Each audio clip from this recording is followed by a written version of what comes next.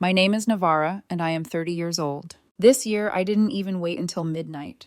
I already knew they wouldn't call. I knew because they hadn't last year or the year before that. Still, I watched the clock until it flicked from 11:59 to 12:01, my phone face up on the coffee table like it might suddenly remember me. It didn't.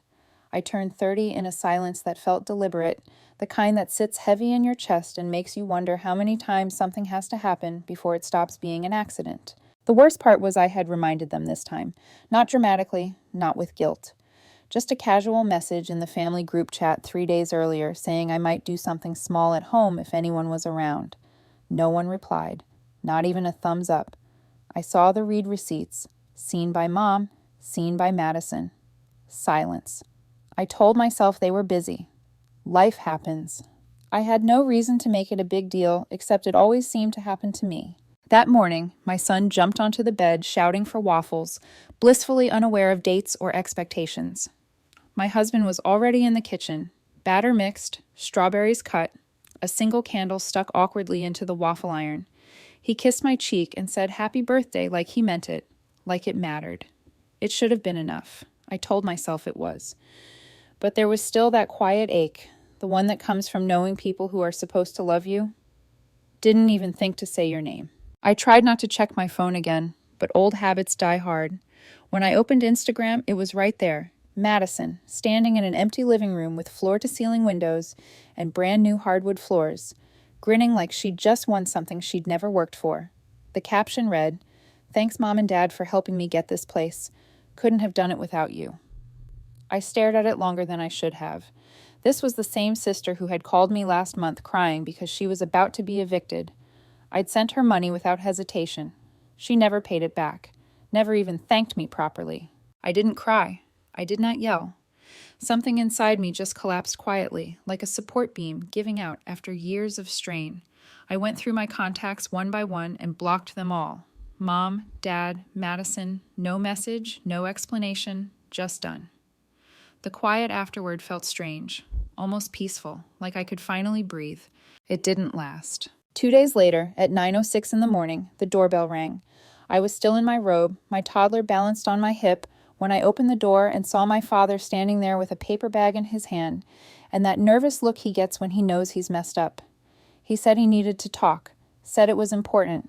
I stepped aside and let him in without a word. He sat down like nothing had happened, like he hadn't forgotten my birthday for the 3rd year in a row, like he hadn't helped my sister into a brand new apartment while pretending money didn't matter.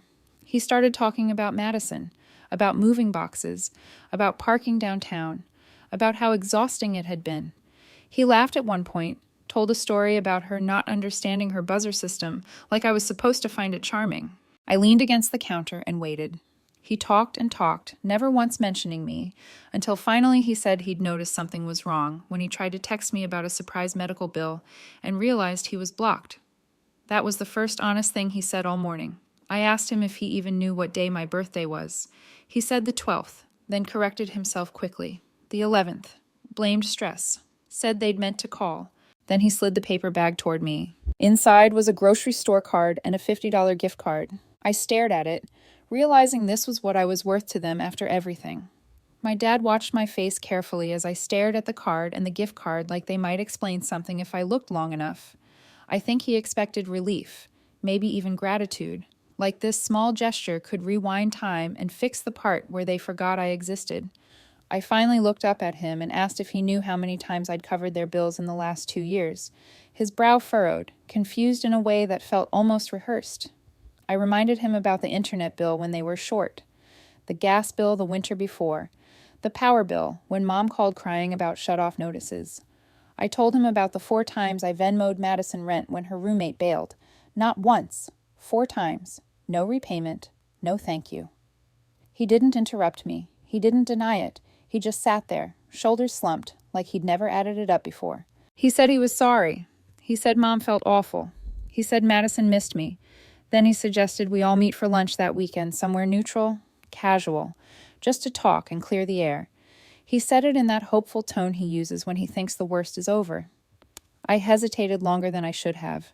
Part of me wanted to say no, to close the door and keep it closed. Another part of me still believed that if I showed up, if I explained myself clearly enough, they might finally see me. So I said, okay. He smiled like a problem had been solved and left with a promise to text details later. The restaurant was exactly the kind of place Madison liked. Small and tucked away on a side street, with prices that made you feel like you'd done something fancy just by sitting down. I knew it before I even walked in. She'd posted about it the week before, a perfectly staged shot of her wine glass and pasta. When we arrived, they were already seated. Mom waved cheerfully. Dad stood to pull out my chair. Madison gave me a tight smile that felt more polite than warm. My husband sat close beside me, his hand resting lightly on my back. He'd been warning me for months that they were using me. I never wanted to believe him. The first 20 minutes felt like small talk at a stranger's wedding. They asked about our son, about my husband's job, about how the house was coming along. No one mentioned my birthday. No one mentioned the fact that I'd blocked them. It was like those things had never happened. Then Madison started talking about her apartment, about the security garage, the floor-to-ceiling windows, how she was thinking about getting a puppy now that she had space. She thanked Mom and Dad again, right there at the table. I felt my husband stiffen beside me. Then the conversation shifted. Mom sighed and said things had been tough lately. Dad chimed in about unexpected bills and insurance issues. Vague at first, then more specific. He said they hated to ask, but if they didn't make a payment soon, they might lose the car. Madison jumped in, saying she wished she could help, but her bills were already too high. She said she was stretched thin. She said it while a designer bag rested beside her chair, the kind she'd never bought when she was actually struggling. I knew what they were doing. I'd been here before. This was the moment I always stepped in, asked how much, saved the day. My husband squeezed my hand under the table, a quiet warning. I ignored it. I asked how much. The number made my stomach twist. A few thousand, enough to matter, enough to hurt. Mom said they didn't know who else to turn to. Dad said I'd always been so good to them, and like I always did, I nodded. I said I'd transfer it later that night. Relief washed over their faces. Madison didn't even look up from her phone. On the drive home, my husband was silent. When we got inside, he shut the door and asked me why I kept doing it. Why I kept draining our savings for people who didn't even remember my birthday. Why I was taking money from our son's future just to keep them afloat. I didn't have a good answer. I said I wanted peace. I said I wanted them to care, even if I had to buy it. He looked at me and said the thing I didn't want to hear. They don't care, Navarra. They never did. That night, after our son was asleep, I sent the money anyway, telling myself it would be the last time. Deep down, I already knew it wouldn't be. 3 weeks passed with nothing. No thank you, no check-in, not even a lazy emoji in the group chat. I told myself not to care, told myself I was done waiting. But every morning, I still checked my bank account and saw that missing $3,000 like a bruise that refused to fade. It wasn't just the money. It was the silence that came with it, the way they took what they needed and vanished, like that was the natural order of things. At first, I convinced myself they were embarrassed, that maybe they felt guilty and didn't know how to face me. That theory lasted until a random Thursday afternoon when I was half scrolling Facebook while my son napped on the couch beside me. A video popped up from one of Madison's friends, the kind of person who overshares every second of their life. Music was blaring, people were yelling, and the camera swung wildly through a living room lit with fairy lights. Then it landed on Madison standing in the middle, holding a glass of champagne, balloons everywhere, gifts stacked against the wall, and a brand new leather sectional behind her. The caption read, "Maddie's housewarming bash was fire, so proud of her. New job, new place, new life." My chest tightened. I clicked through more photos. There it was again, Madison posing with a designer tote bag, captioned, "First big girl bonus." The date stamp made my stomach flip. She'd started a full-time job nearly a month before that lunch. She'd signed the offer, gotten a bonus, and still sat across from me, telling me she was stretched while letting me cover Mom and Dad's bills. I called my husband into the room and handed him my phone without saying a word. He scrolled through the posts, jaw tightening with each swipe. When he handed it back, he didn't yell or lecture. He just walked out of the room, and somehow that hurt more than anything he could have said. I stared at the old Venmo transaction, the date glaring back at me, 2 days before her job announcement. Part of me still wanted to believe my parents didn't know, that maybe Madison hadn't told them, that maybe I was overthinking again. So I did something stupid. I called her. She didn't answer. I left a controlled voicemail, told her I'd seen the post and just wanted to understand. I asked why she hadn't said anything at lunch, why she'd let me pay again. She never called back. The next night, I got a text from my mom instead. One line. We didn't want to cause more tension between you and your sister. No apology, no explanation, just that. Like lying to me and using my money was somehow protecting me. I showed the message to my husband. He read it once and said I needed to block them again, all of them, this time for good. I couldn't answer.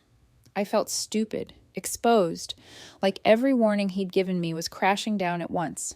I defended them for years, ignored the favoritism, the gaslighting, the way I was only needed when something broke. Now I was broke, exhausted, and finally forced to admit I'd been the punchline. The next morning, the bank called. My husband answered. Someone had tried to use his debit card online to pay a bill, a Comcast account in my dad's name, the same one we'd helped with before. My dad had kept the card number, saved it, used it when he thought we wouldn't notice. My husband canceled the card, locked down the accounts, and came into the kitchen looking calmer than I felt. He told me I wasn't giving them another dollar, that he was going to deal with it now. I didn't ask how. Part of me didn't want to know. 2 hours later, my phone rang from an unknown number. I answered without thinking. It was Madison. She didn't even say hello. She went straight for the throat, telling me I'd embarrassed myself, that sending my husband to handle things was pathetic. She called him controlling, said he had no business showing up at our parents' house. She said I was weak for letting him fight my battles. Then she got cruel.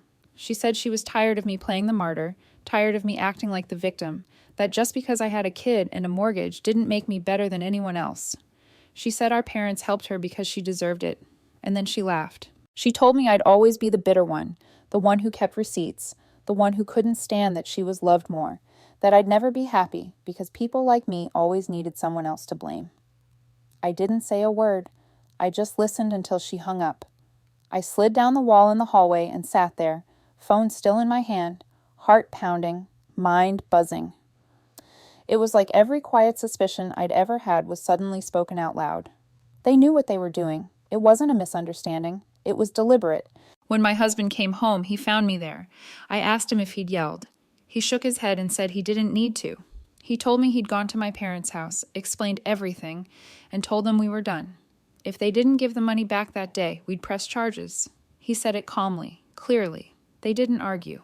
My dad went to the kitchen and came back with an envelope, $3,000 in cash. I held it and felt nothing. My husband told me now it was my choice whether they ever came back into my life, that he was done, and he thought I should be too. That night, lying in bed beside my sleeping son, I realized Madison's words didn't hurt the way they used to. They sounded empty. I wasn't confused anymore. They hadn't forgotten me by accident. They just didn't think I mattered enough to treat differently. And once I saw that clearly, something in me finally let go. I didn't block them right away. Every instinct screamed to shut the door and never look back. But I waited 3 days, not because I hoped they'd apologize or fix anything, but because I needed to know that when I ended it, it would be final, and not another boundary I'd erase the next time someone cried. I spent those days quietly. I didn't vent. I didn't call friends. I watched my son line up his toy cars with absolute focus, the kind of attention I used to give to trying to earn love from people who never noticed. I watched my husband cook dinner and clean up like it was just another night, steady and present, the opposite of the chaos I'd been excusing for years. By the third night, I was brushing my teeth, staring at my own reflection, when it hit me. I hadn't cried. Not after Madison's call. Not after the money came back. Not after the debit card scare. Because I wasn't sad anymore. I was done. The kind of done that feels heavy but solid, like a door you close carefully because you know you won't be opening it again. I opened my phone and deleted my dad's contact, then my mom's, then Madison's. I paused on her name longer than the others, not out of doubt, but because I realized I wasn't just letting go of her. I was letting go of the version of myself who kept trying to win her approval. I deleted it. The relief was immediate and quiet. 2 weeks later, a text came from an unknown number. One sentence. "You're really going to let him come between us?" No name, no punctuation, no courage. I didn't reply. I deleted it and went back to my day. Because there had never been an us. There had been me showing up, covering gaps, absorbing damage, and calling it love. And there had been them taking until there was nothing left to take. The money was back in our account, but something else had shifted too. I stopped blaming myself. I stopped measuring love by how much I was willing to give without being asked. I stopped believing that peace had to be purchased. I understood then what people mean when they say, peace isn't free. You have to cut the rope to get it. And still, something pressed at my chest. Not guilt, not regret. A sense that something needed to be said out loud. Not to defend myself, not to argue, but to end the story properly. So I did the one thing no one expected. I went over there. I didn't call. I didn't warn them. I drove over late afternoon and knocked on the door I hadn't stood in front of since Christmas. My dad answered, startled, unsure whether to hug me or brace himself. I walked in and sat at the dining table where so many milestones had been half celebrated. My mom came in from the kitchen, cautious, waiting. No one touched their drinks. I told them everything. I told them I knew about Madison's job before they asked for money, about the party, about the debit card, about the things Madison said to me. But more than that, I told them how tired I was, how exhausting it had been being the dependable one, the strong one, the one who never fell apart even when I was barely holding it together. I told them I didn't respect them anymore, not because they'd made mistakes, but because they'd never owned them. My dad said he thought I was just stronger than Madison, that I didn't need as much. My mom said maybe she didn't know how to show love in a way I could feel. For the first time, it didn't sound like excuses. It sounded like truth. We talked for 2 hours. No yelling, no tears, just honesty that had been overdue for years. When I left, I felt lighter, not healed, lighter. I haven't told my husband yet, not because I'm hiding it, but because I'm still deciding what it means. He went to war for me, protected me when I wouldn't, and now I've cracked the door open again. Part of me feels guilty. A bigger part feels calm, like I'm not trapped in the same story anymore. Like maybe this time, whatever comes next, I get to choose it. I told my husband that night. I waited until Marcus was asleep, until the house had settled into that quiet hum it gets after bedtime. I didn't make it dramatic. I didn't soften it either. I told him I'd gone over there, that I'd talked to them, that it wasn't about money or apologies anymore. I told him I needed to say what I'd been carrying for years, out loud, without interruption. He listened without cutting me off, without that tight look he gets when he thinks I'm about to get hurt again. When I finished, he nodded slowly and said he wasn't angry. He said he trusted me, but he needed me to promise one thing, that I wouldn't go back to being the one who sacrificed herself just to keep everyone else comfortable. I promised him I wouldn't, and for the first time I actually believed myself. Weeks passed. Nothing exploded. No dramatic calls. No sudden emergencies. The silence felt different this time, not heavy, just neutral. My parents sent short messages now and then. No requests, no guilt, just updates. A photo of the dog asleep in the sun, a picture of my mom's failed attempt at baking cookies without Marcus there to supervise. They didn't ask to see him. They didn't ask for forgiveness. They waited. That alone told me they were finally learning something. By early spring, I let them come to the park with us for an hour. Public place. No gifts, no money, just time. My dad pushed Marcus on the swings. My mom sat on the bench watching, hands folded, like she was afraid to ruin the moment by reaching too far. When Marcus asked if they could come again sometime, I said maybe. I didn't say when. That mattered. The real shift came quietly. My brother stopped calling altogether. Madison disappeared from my life completely, and I realized I didn't miss her. Not even the idea of her. Jenna stayed close. She checked in, defended me when necessary, and for the first time didn't play peacekeeper for our parents. She chose a side, and it was mine. That alone healed something I didn't know was still bleeding. By the time Thanksgiving came around, I hosted. My house, my rules. Everyone brought one dish. No grand gestures, no uneven piles of gifts, just food, conversation, and space at the table that didn't depend on who needed help or who looked good online. When my son ran around the living room laughing with his cousins, I realized something important. This was what I'd always wanted. Not approval, not repayment, just balance. Later that night, after everyone left, I sat on the couch with my husband and watched the lights flicker on the tree. He asked me if I was okay. I told him I was better than okay. I was free. Free from hoping someone would finally see me. Free from measuring my worth by how much I gave. Free from the constant question of whether love would be returned or just expected. I don't know what the future looks like with my parents. I'm not pretending everything is fixed. Boundaries still exist. Trust rebuilds slowly, if at all. But I know this. I will never again beg to be remembered.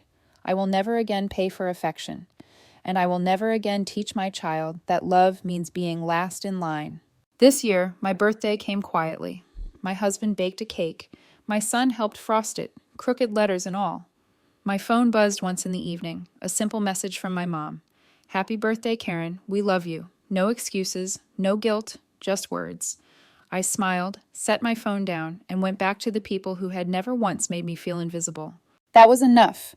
The thing no one tells you about choosing yourself is that it doesn't arrive with fireworks. It settles in quietly, like a room finally exhaling after years of holding its breath. Weeks turned into months and nothing dramatic happened. No emergencies, no sudden apologies wrapped in tears, no late-night calls asking me to fix what they'd broken. That absence told me more than any speech ever could. My parents stayed careful. They didn't ask for money. They didn't ask for favors. They didn't try to corner me into emotional conversations that ended with me feeling responsible for their feelings. When they reached out, it was small and specific. Pictures, updates, questions that didn't carry an agenda behind them. I kept my boundaries firm, not cold, just clear. Visits stayed short, locations stayed neutral. I watched their behavior instead of listening to promises. That was new for me. Madison never tried again. Not after that last message from an unknown number, not after the money came back, not after she realized I wasn't playing the same game anymore. For a while I wondered if that should hurt. It didn't. It felt like removing a splinter I'd grown used to ignoring. The space she left behind wasn't empty. It was peaceful. Jenna became my anchor in ways I hadn't expected. She didn't try to fix anything or smooth it over. She just showed up. Coffee dates, late-night texts, quiet support that didn't ask me to explain myself again. One night she admitted how guilty she felt for believing the version of the story our parents had fed her for years. I told her guilt wasn't useful anymore. Awareness was.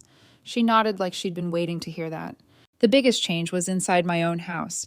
My husband stopped watching me, like he was waiting for the next shoe to drop. I stopped bracing myself for disappointment. We talked about money openly, about boundaries, about what we wanted our son to learn from all of this. I told him I didn't want Marcus growing up thinking love was something you earned by being convenient. He agreed. We built routines that protected us instead of draining us. My birthday came and went again, quietly and intentionally. No big plans. No expectations. My son helped frost a cake, crooked letters spelling my name. My husband lit the candles and waited while I made a wish I didn't need to say out loud. My phone buzzed once that evening. A message from my mom. Just a sentence. No guilt. No explanations. Happy birthday, Karen. We love you. I read it, sat with it, then put my phone down without replying right away. Not because I was punishing anyone, but because I didn't need to chase the feeling anymore. What I learned through all of this is simple, even if it took me years to understand. Love that only shows up when you're useful isn't love. It's a transaction. And I'm done negotiating my worth. I didn't lose a family. I stopped losing myself. Whatever comes next, it will be built on choice, not obligation, on respect, not guilt. And this time I don't shrink to fit anyone else's version of me.